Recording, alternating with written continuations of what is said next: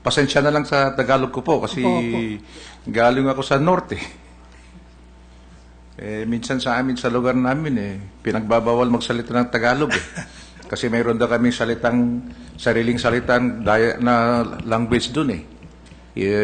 Sabi nila, taga Ilocos, Slovakia po kami. Kaya sabi, dapat Ilocano lang. Nahihirapan ako minsan sa Tagalog. Anyway,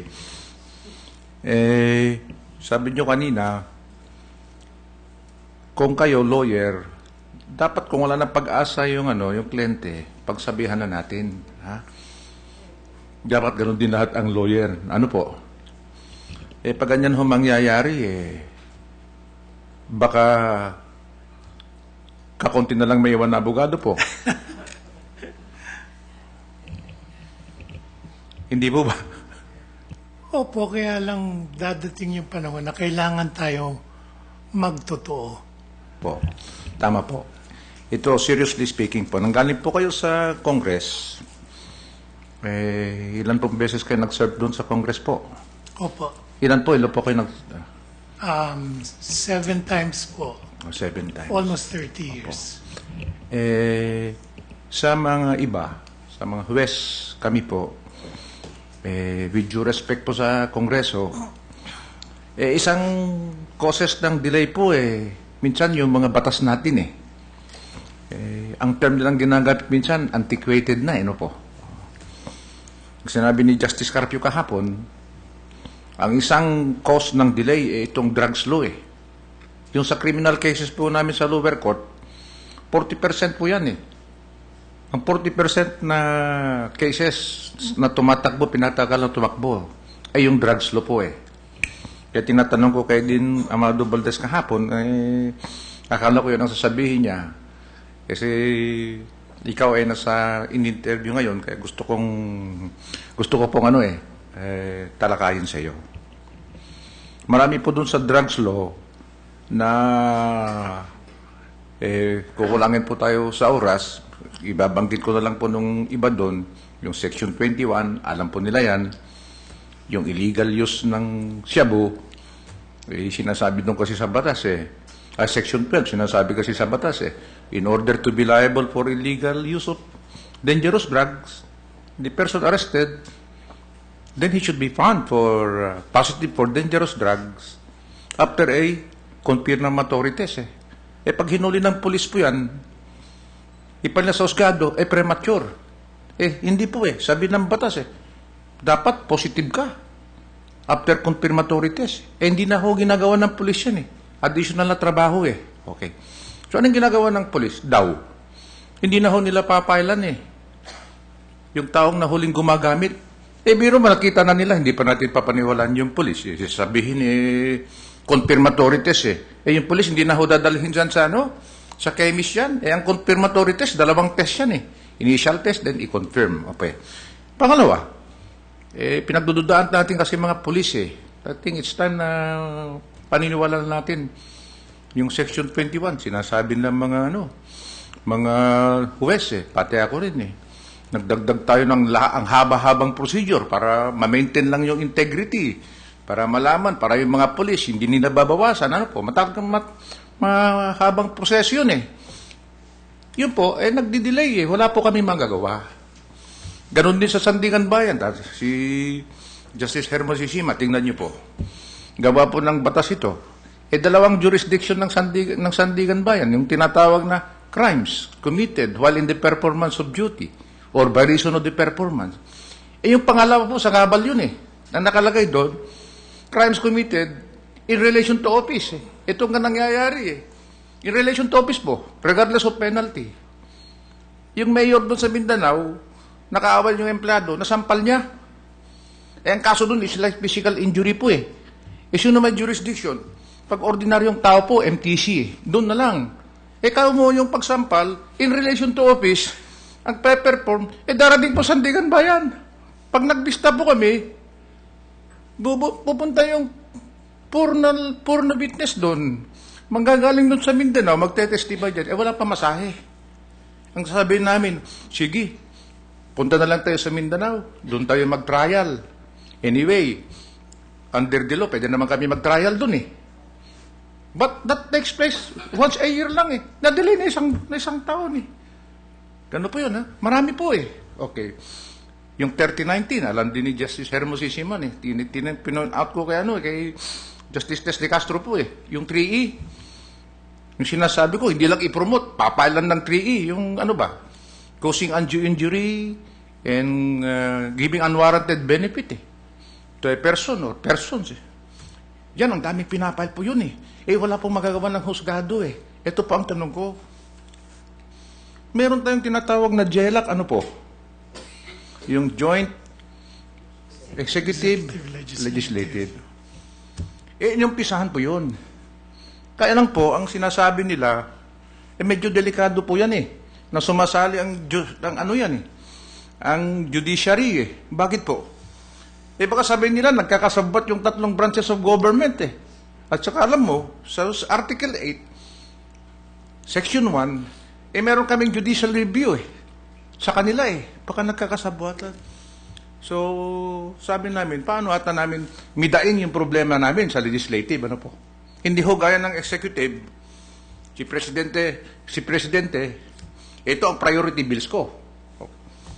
Ang judiciary po, hindi namin pwede sabihin, itong gusto po namin, hindi po namin pwedeng sabihin yan eh. O pwede kami mag-participate ba ng diskusyon tungkol sa pagpas ng law? Hindi po namin sasabihin, hindi po pwede yun eh. Bakit po?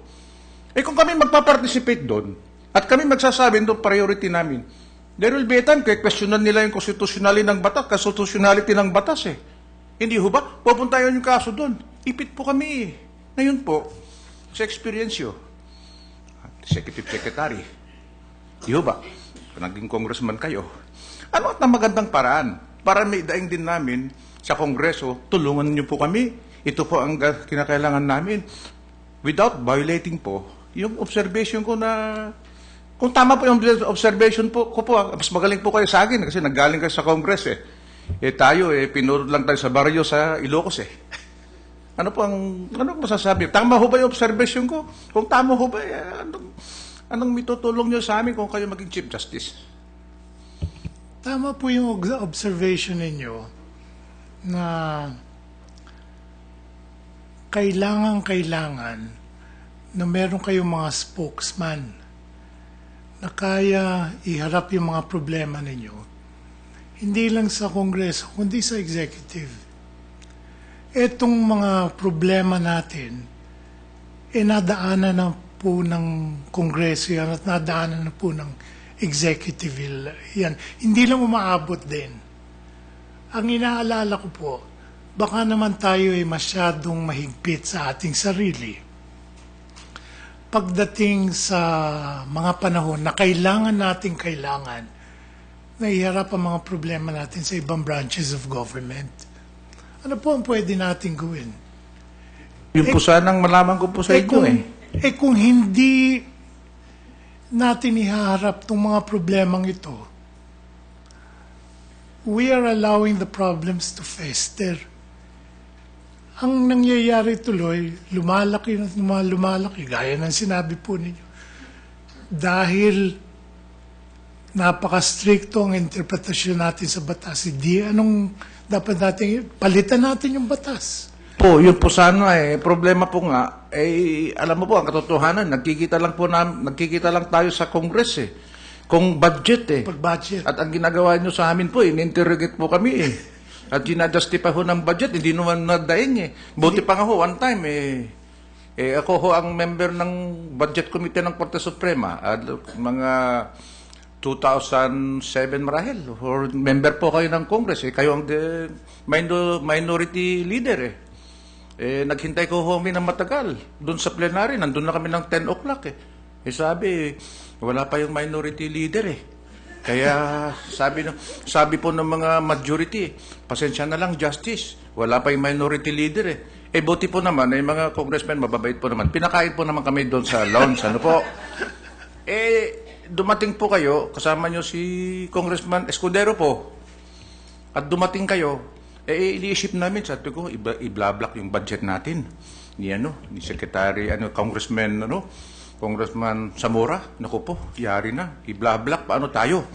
Eh, mabuti man nung tumayo ko, sinabi nyo, kinakailangan dagdagan. Hindi lang aprobahan, dagdagan ang budget ng Kongreso. Doon lang doon tayo nagkikita eh. Hindi po ba? Opo. Kaya lang po, tingnan po ninyo, maski ngayon pwede po natin gawing isang magandang lunas eh. Ang nag-nominate po sa akin yung majority leader ngayon, si Congressman Neftali Gonzales III. Ano po? Eh sigurado po sapagkat meron siyang konting taya sa akin, nakikinig po ngayon sa inyo. Mabuti. Kung kung- nakikinig po, dadagdagan ko pa yung sinabi ko po. Oo, kasi ito po. Para alam po ng buong bayan na po, ito. Talaga ang Korte Suprema, ginagawa lahat ang magagawa para matapos po yan. Tingnan mo ho yung BP22. Ang daming BP22 ito sa Pilipinas. Tambak nun sa RTC. Ginawa ng Korte Suprema para mabilis. Dinala namin sa MTC. Ginawa namin rule and summary procedure. Nagkaroon ng problema ngayon. Paano natin i-expedite? Wala po nag-plead guilty yan eh. Ayaw makulong eh. Ngunit utang lang po yan eh. Utang lang eh. Ang penalty nun, 1 year or fine. Ang penalty po. So, ang ginawa, kung 1 year, isang cheque, kung isang daan cheque yan, di 100 years yan. Of course, meron man sinatawag sa Article 70 po sa Revised Penal Code, yung threefold penalty rule po. Ibig sabihin, ang tanong dun kung 100 yan na cheque, 100 years ang total na kuwan yan, ang imprisonment yan. Ang tanong dun pwede ba mag-probation yan? Kasi ang probation po, 6 na taon Anong ginawa po ng Korte Suprema? Pwede. Para mapagbigyan silang ng probation. Hindi po depende sa dami ng BP22, kundi yung isang penalty aabot. So, yan ang ginagawa po namin Gumawa na lang kami po ng paraan.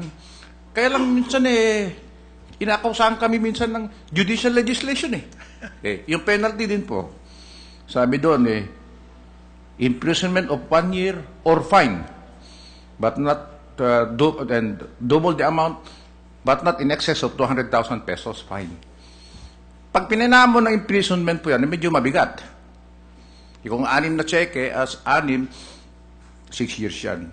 Anong ginawa ng Supreme Court? Simula ngayon.